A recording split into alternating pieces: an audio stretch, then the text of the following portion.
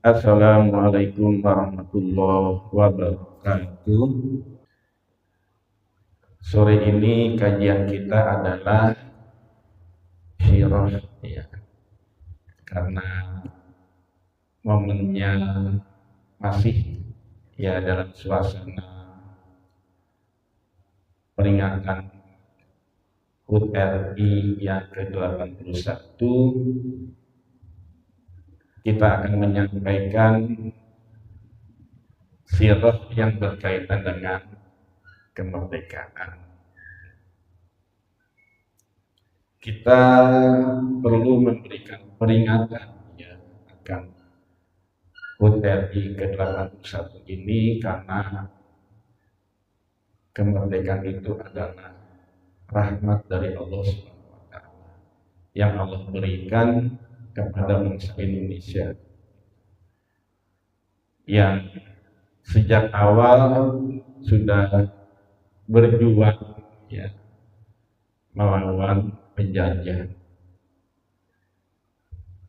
Ada seorang ustadz dari Jogja, Salim Filah, ya, Ustadz Salim Filah, yang aktif di masjid Ibu Karyan, ya, di Jogja, itu pernah menyampaikan bahwa bangsa Indonesia ini memang dijajah selama 350 tahun. Awalnya itu yang menjajah bukan Belanda, tapi pedagang Belanda, oligarki. VOC itu oligarki. Akan kepentingan ekonomi, mereka menguras kekayaan yang ada di Indonesia dan kemudian membuat negara mereka menjadi kaya karena menguras kekayaan alam yang ada di Indonesia itu. Menjadi negara yang paling kaya di Eropa ketika mereka menjajah Indonesia. Kalau sekarang bangsa Indonesia masih banyak menghadapi masalah, ya, dalam perkembangan ekonomi dan kesejahteraan. Ternyata ujung-ujungnya juga pedagang juga, ya, yang menguasai aset-aset kekayaan di Indonesia. Sehingga ada penelitian iliosis itu yang diketuai oleh Dr. Media Yudi Askari di UGM, itu menyatakan banyak orang kaya di Indonesia yang jumlahnya itu 50 orang kaya oligarki itu kekayaannya sebanding dengan 50 juta rakyat Indonesia. Jadi 50 orang sebanding dengan 50 juta rakyat Indonesia, itu bisa dibayangkan 100 orang, baru 100 orang itu perbandingannya 100 juta. Sehingga bisa dikatakan ya 80% atau lebih kekayaan di Indonesia itu dikuasai oleh beberapa orang saja. Yang sisanya ya 15% atau 20% itu baru dikuasai oleh seluruh rakyat Indonesia. Ini satu kesenjangan yang luar biasa, mestinya ini hendaknya menjadi perhatian. Nah, pada kesempatan ini ya berkaitan dengan sirah, kita masih menyampaikan kisah berkaitan dengan Umar bin Khattab tentu saja. Jadi demikian kisahnya. Ketika Umar bin Khattab menjadi khalifah yang kedua setelah Abu Bakar As-Siddiq, beliau mendapatkan gelar Amirul Mukminin dalam rangka untuk bisa mengetahui ya realitas kenyataan rakyat beliau pada waktu itu, beliau melakukan satu program yang disebut belusukan kalau istilah sekarang, yaitu ya keluar untuk mengamati masyarakatnya, rakyatnya, perkampungannya, jalan-jalannya, rumah-rumahnya, dan kehidupan rakyatnya itu yang sebenarnya itu bagaimana keadaannya, realitasnya itu bagaimana. Umar bin Khattab memang ingin mengetahui secara langsung keadaan rakyatnya secara nyata. Beliau tidak ingin menunggu laporan dari stafnya, ada laporan penggilingan padi 2 bulan hasilnya 1 bulan hasilnya 2 triliun, yang nggak masuk akal. Kemudian bisa jadi nanti laporannya pengupas kulit bawang 1 kilo 700.000. Nah ini kan aneh gitu kan, ya masa pemimpin negara seperti itu. Nah ini tidak diinginkan oleh Umar bin Khattab.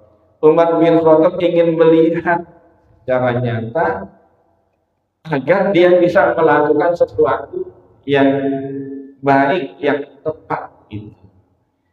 Bahkan beliau bukan hanya melihat secara fisik ya keadaan bagaimana, juga ingin mengetahui secara batin, secara spiritual bagaimana kehidupan keagamaan masyarakatnya. Nah maka begitulah Umar bin Khattab melakukan belusukannya.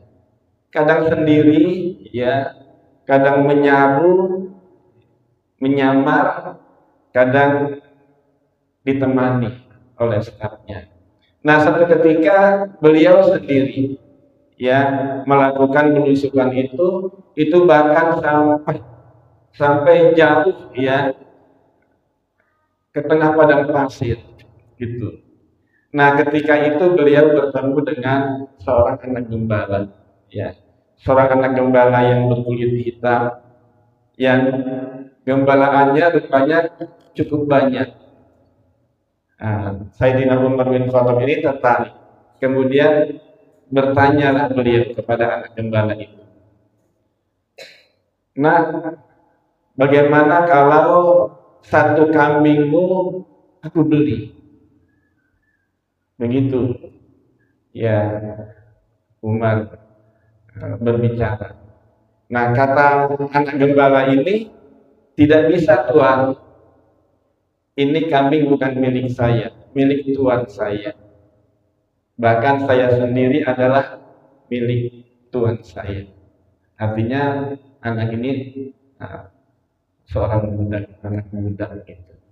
Bisa lah, kan tuanmu bisa jadi tidak tahu. Katakan saja nanti bahwa ada 1 kambing yang dimakan oleh serigala. Nah, anak ini cepat menukas, menjawab dengan lekas. Ya, saya bisa saja berkata kepada tuanku, kalau ditanya, karena tuanku selalu memperhatikan jumlah kambingnya, hilang 1, bisa saja saya katakan bahwa ada 1 ekor kambing telah dimakan oleh serigala. Tapi bagaimana? Apa yang bisa saya katakan nanti kepada Tuhan saya di akhirat? Nah, tidak bisa. Nah, mendengar jawaban yang berkualitas seperti itu, Umar bin Khattab terkejut, tercengang, bahkan menangis kagum itu. Masya Allah anak ini, ya bukan anak biasa, walaupun seorang anak berkulit hitam, anak seorang muda, tapi memiliki keimanan yang luar biasa. Langsung saja kemudian Umar bin Khattab berkata kepada anak pengembala itu, "Nak, siapa Tuhan?" Di mana dia tinggal? Tunjukkan kepada aku. Nah, maka anak gembala itu pun kemudian menggiring kambing-kambingnya untuk pulang menemui tuannya. Nah, apa kemudian yang dilakukan oleh Amirul Mukminin Umar bin Khattab? Rupanya anak itu dibeli ya oleh Umar bin Khattab, dibayar berapa harganya itu ya, sebagai anak muda ya, dibeli, dibayar, kemudian setelah dibayar ya dimerdekakan, langsung dimerdekakan.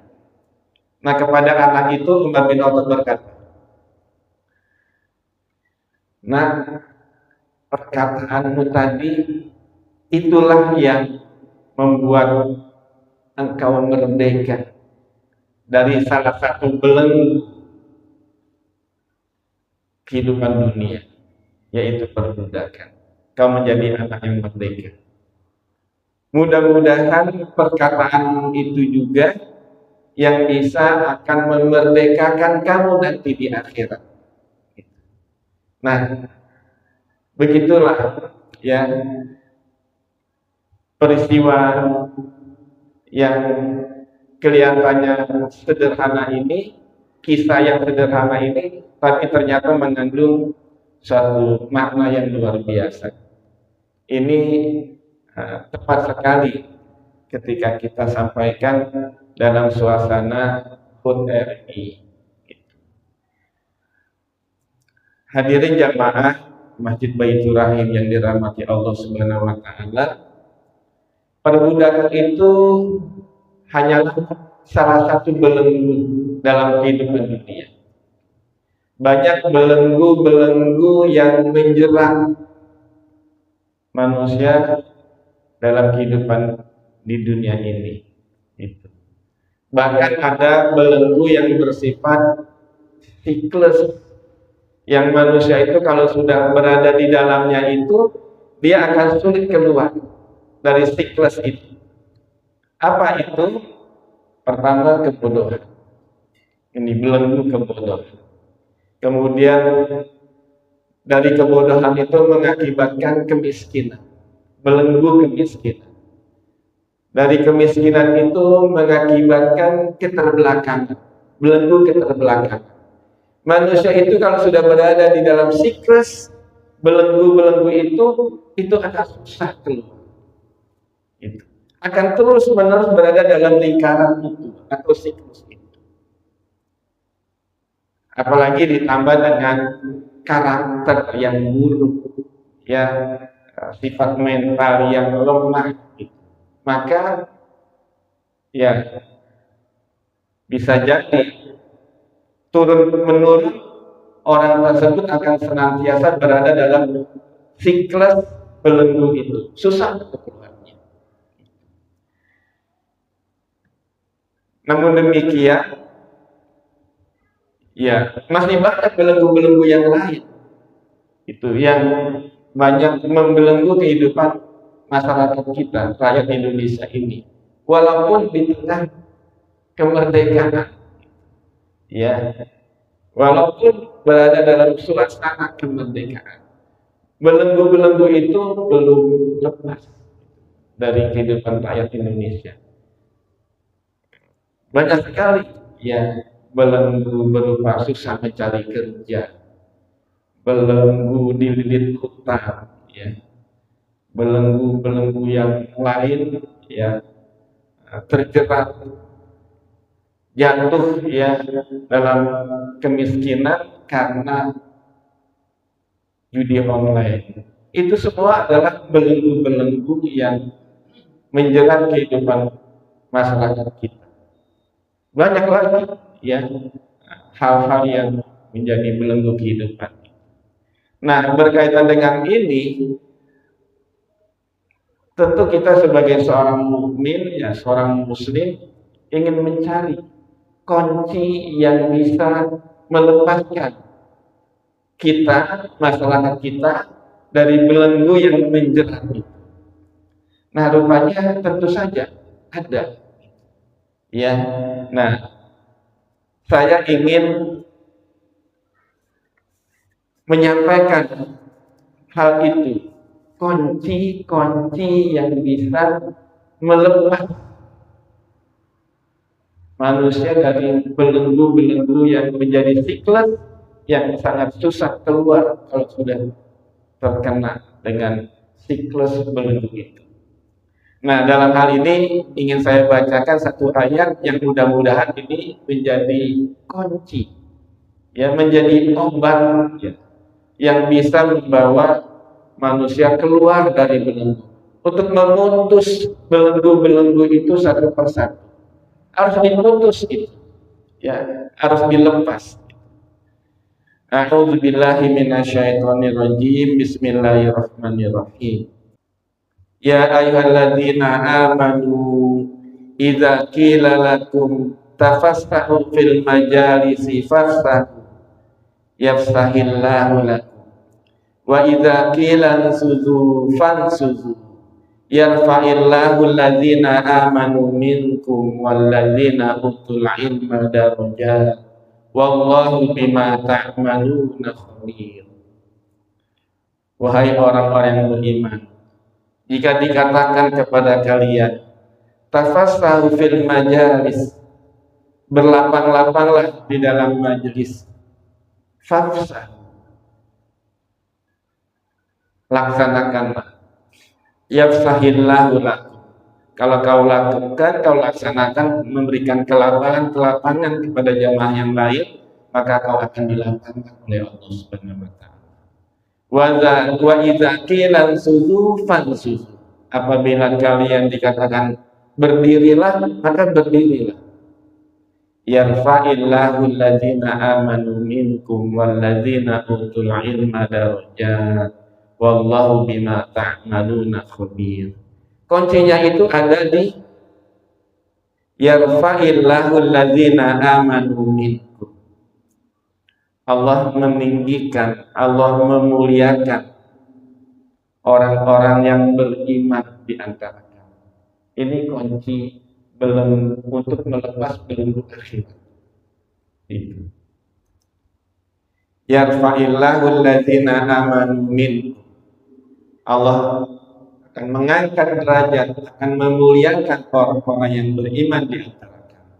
Tentu saja orang yang beriman kemudian bertakwa, beramal soleh, dan produktif, ya, menjadi orang yang produktif yang didasari oleh keimanannya. Ini kunci untuk bisa lepas, untuk bisa memutus belenggu-belenggu akhirat. Belenggu akhirat di sini diutamakan oleh Allah Subhanahu wa taala. Gitu. Karena belenggu itu kalau sudah menjerat, seorang nggak melepas belenggu itu selamanya dia akan terbelenggu di dalam azab api neraka. Itu. Makanya yang pertama Allah ajukan kunci untuk melepas belenggu akhirat. Yarfa'illahu alladzina amanu minkum. Iman. Ini kuncinya itu iman. Untuk lepas dari belenggu akhirat, azab neraka, iman. Iman yang diiringi oleh ketakwaan, iman yang diiringi oleh amal-amal saleh. Kemudian kunci yang kedua, walladzina utul ilma darajat, dan orang-orang yang diberikan ilmu. Ilmu. Dalam hal ini pendidikan. Nggak bisa dilepaskan ilmu itu dengan pendidikan. Jadi kunci yang kedua, yang urutannya kedua, justru itu adalah kunci untuk melepas dari belenggu-belenggu kehidupan dunia. Ilmu, pendidikan. Oleh karena itu, untuk mengangkat derajat bangsa ini, ya, memuliakan bangsa ini, itu dengan memberikan pendidikan yang berkualitas. Pendidikan Ya, secara statistik orang-orang berpendidikan itu lebih baik hidupnya, itu jelas. Jadi untuk bisa keluar dari belenggu kebodohan, untuk bisa keluar dari belenggu kemiskinan, untuk bisa keluar dari belenggu keterbelakangan masyarakat kita ini dengan memberikan pendidikan, dengan pendidikan yang berkualitas, sehingga nanti dengan ilmu pengetahuannya, dengan teknologi yang dikuasai, dengan kemampuannya, dengan keterampilannya, dia bisa bekerja dengan lebih baik. Itu. Dia bisa memberikan kontribusi ke masyarakat dengan ilmu pengetahuannya, dengan teknologinya. Dalam hal ini, bukan hanya ilmu agama kita melihatnya, itu sudah diwakili dengan iman. Ilmu pengetahuan yang bisa dimanfaatkan dalam kehidupan di dunianya. Itu. Ya, kunci untuk bisa lepas dari belenggu kehidupan akhirat itu iman. Dan kunci untuk bisa lepas dari kehidupan dunia dengan berbagai macam belenggu itu ilmu, yaitu pendidikan. Nah, berkaitan dengan masalah pendidikan ini, itu digambarkan berkaitan dengan majlis taklim. Ya, ayat ini berbicara tentang majlis taklim. Bagaimana majlis taklimnya Rasulullah itu padat, sehingga sampai ayat ini memerintahkan untuk memberikan kelapangan. Ayo berikan kelapangan. Ya, di belakang masih banyak yang mau masuk ke majelis, berikan kelapangan. Kalau perlu bahkan berdirilah, ya, geser untuk yang belakang itu untuk masuk, untuk bisa, ya, berada di majelis taklim. Ini menggambarkan bahwa Islam itu, ya, itu sangat memperhatikan masalah pendidikan. Para sahabat itu luar biasa semangatnya dalam pendidikan. Majlis taklim Rasulullah, kalau ini dikatakan majlis taklimnya Rasulullah, itu selalu dipenuhi oleh para sahabat. Makanya dari generasi pertama itu luar biasa kualitasnya dalam berbagai segi. Lulusan majlis taklimnya Rasulullah itu luar biasa. Jadi di sini digambarkan semangat umat Islam itu mestinya adalah semangat belajar, semangat menuntut ilmu, semangat berpendidikan. Kalau kita kan lebih mementingkan perut, ya, makan, ya, otak jauh tuh di bawah, di atas otak. Jadi lebih banyak ke perut, sehingga dana pendidikan dialokasikan, diambil untuk turun ke perut. Ya, padahal sudah bagus pendidikan itu kan pikiran, ya, otak. Biarkan berikan porsi pendidikan itu yang bermutu, yang bagus, sehingga nanti bangsa ini maju, berkembang, berkualitas kehidupannya. Kalau yang sudah ada di atas diturunkan, turunnya ke perut. Nah, itu yang satu kesalahan. Kalau misalnya memang untuk menangani stunting, ya riset, teliti berapa banyak, ya nggak sampai 10%, ya, di Indonesia ini yang stunting. Daerah-daerah tertentu saja, nggak semuanya orang kota yang sudah cukup makannya. Ya, masih dikasih makan juga. Nah, itu dana yang mestinya dialokasikan untuk peningkatan kualitas pendidikan. Kenapa? Ya, tidak mau memberikan pendidikan yang berkualitas. Mengapa? Padahal konstitusi sudah menentukan seperti itu. Nah, ini ayat luar biasa. Selain itu, kita bisa pahami bahwa dalam Islam itu tidak terpisahkan antara iman dengan ilmu, satu paket. Ini luar biasa ini ajaran Islam itu. Ya, iman dengan ilmu itu satu paket. Makanya ayatnya yarfa'illahu allazina amanu minkum wallazina utul ilma darajat. Satu paket. Kenapa? Ya, masyarakat Islam itu masyarakat ilmu. Makanya digambarkan di ayat ini bagaimana semangatnya para sahabat menuntut ilmu bersama Rasulullah. Yang kedua, urutan antara iman dengan ilmu ini juga menandakan bahwa iman itu menjadi landasan, menjadi arahan di dalam berilmu. Sehingga ilmunya itu nanti benar-benar bermanfaat, efektif, sesuai dengan kebutuhan, relevan. Kan banyak nih sekarang pendidikan kita itu sudah nggak relevan, masih dijalankan. Sehingga ketika dia lulus, ya ilmunya ada luasa. Harus terus dijaga relevansi ilmu dengan zaman. Nah, iman itu mengarahkan. Iman juga mengarahkan agar orang-orang berilmu itu berkarakter imani. Mempunyai karakter sebagai orang yang beriman. Ini luar biasa nih. Ayat pendek ya. Yarfa'illahu allazina amanu minkum wallazina utul ilma darajat, tapi luar biasa. Nah, ini kita bisa pahami, kita bisa dapatkan ya. Nah, hikmahnya kalau kita membaca juga diikuti dengan mentadaburi. Jadi kunci. Ayat-ayat Al-Quran itu jadi kunci-kunci, jadi solusi-solusi yang bisa memecahkan permasalahan-permasalahan umat Islam di Indonesia ini. Ini luar biasa. Itu ya mudah. Ya, Al-Quran itu memberikan solusi yang mudah, yang sederhana, yang gampang dipahami. Dengan seperti itu cukup kita pahami.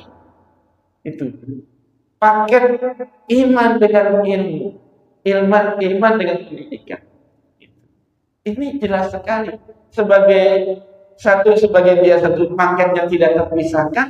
Iman dan ilmu itu juga iman menjadi landasan berilmu, berpendidikan. Iman menjadi arah dalam berpendidikan. Itu agar relevan, agar ilmunya itu bermanfaat maksimal. Nah, itu yang kita bisa dapatkan.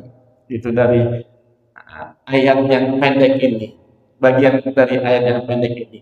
Yang di atasnya itu menggambarkan nggak bisa dilepaskan. Ada semangat belajar, semangat berpendidikan. Itu. Semangat. Ya. Ada semangat yang tinggi di dalam menuntut pendidikan. Seperti itu. Kalau kita baca kisah-kisah orang yang berhasil, ya, saya tuh sangat tertarik dengan kesuksesan Ustadz Adi Hidayat. Itu.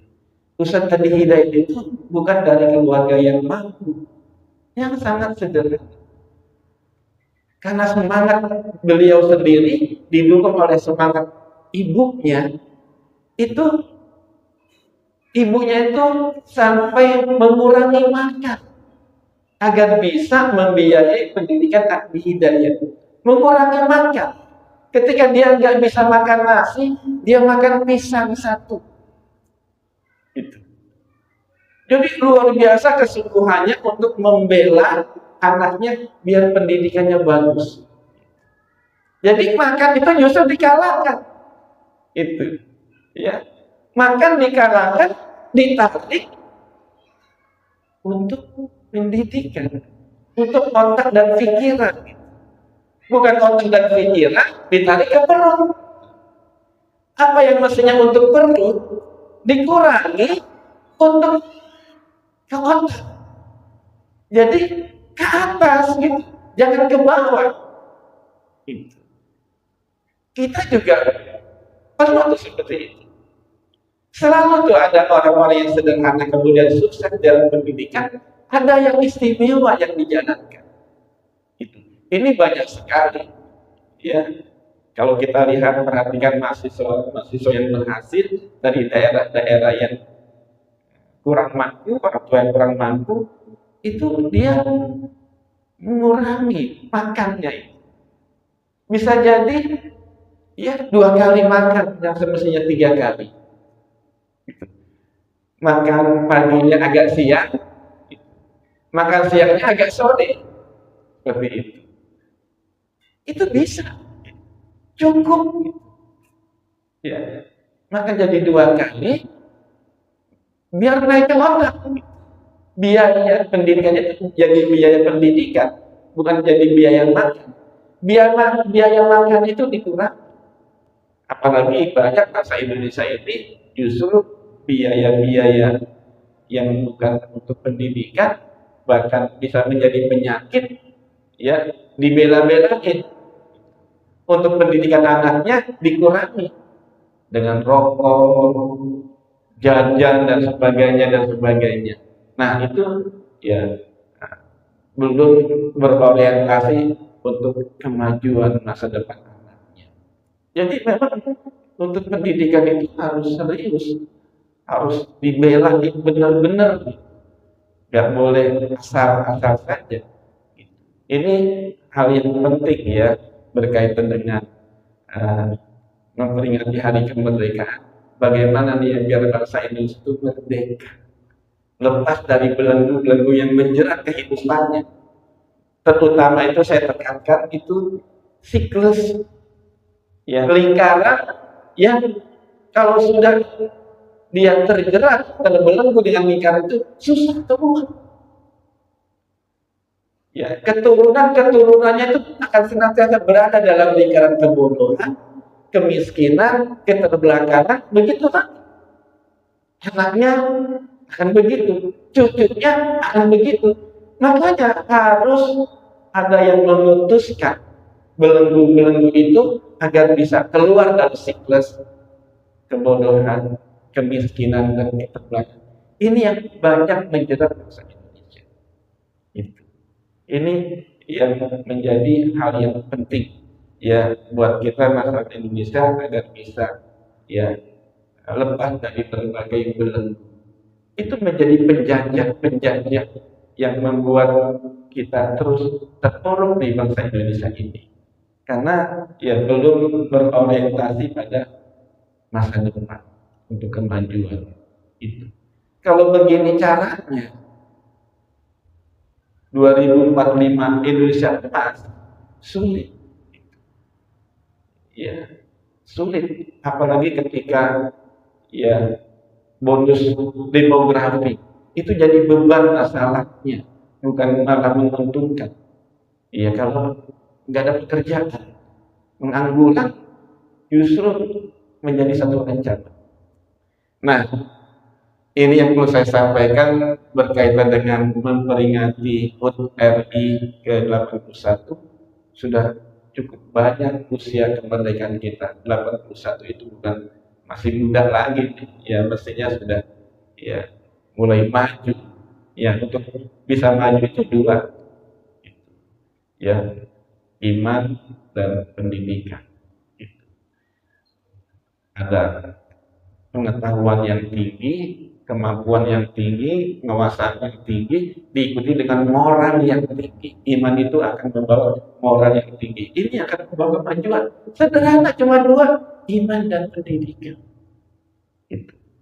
Pendidikan bagus, para pejabat pendidikannya bagus, tapi iman dan moralnya rendah. Artinya dia tidak aman. Mudah-mudahan Allah Subhanahu wa Ta'ala memberikan kesempatan kepada kita untuk melanjutkan kajian kita berikutnya. Allahumma sholli ala sayyidina Muhammad wa ala ali sayyidina Muhammad. Kama shallaita ala sayyidina Ibrahim wa ala ali sayyidina Ibrahim. Wa barik ala sayyidina Muhammad wa ala ali sayyidina Muhammad. Kama barakta ala sayyidina Ibrahim wa ala ali sayyidina Ibrahim. Fil alamin innaka Hamidum Majid. Rabbana innana amanna faghfir lana dzunubana wa qina adzabannar. Rabbana amanna bima anzalta wattaba'na rasula faktubna ma'as syahidin. Rabbana la tuzigh qulubana ba'da idh hadaitana wa hab lana min ladunka rahmah innaka antal wahhab. Rabbana ighfir lana dzunubana wa israfana fi amrina wa tsabbit aqdamana wansurna 'alal qaumil kafirin. Rabbana ighfir lana wa li ikhwanina alladziina sabaquna bil iman wa la taj'al fi qulubina ghillan lil ladziina amanu rabbana innaka ra'ufur rahim. Rabbi auzi'ni an ashkura ni'mataka allati an'amta 'alayya wa 'ala walidayya wa an a'mala shalihan tardah wa aslih li fi dzurriyyati inni tubtu ilaika wa inni minal muslimin. Rabbana atina fid dunya hasanah wa fil akhirati hasanah wa qina adzabannar. Wa sallallahu ala sayyidina Muhammadin wa ala alihi wa sahbihi wasallam. Walhamdulillahi rabbil alamin. Wabillahi taufiq wal hidayah. Wassalamualaikum warahmatullahi wabarakatuh.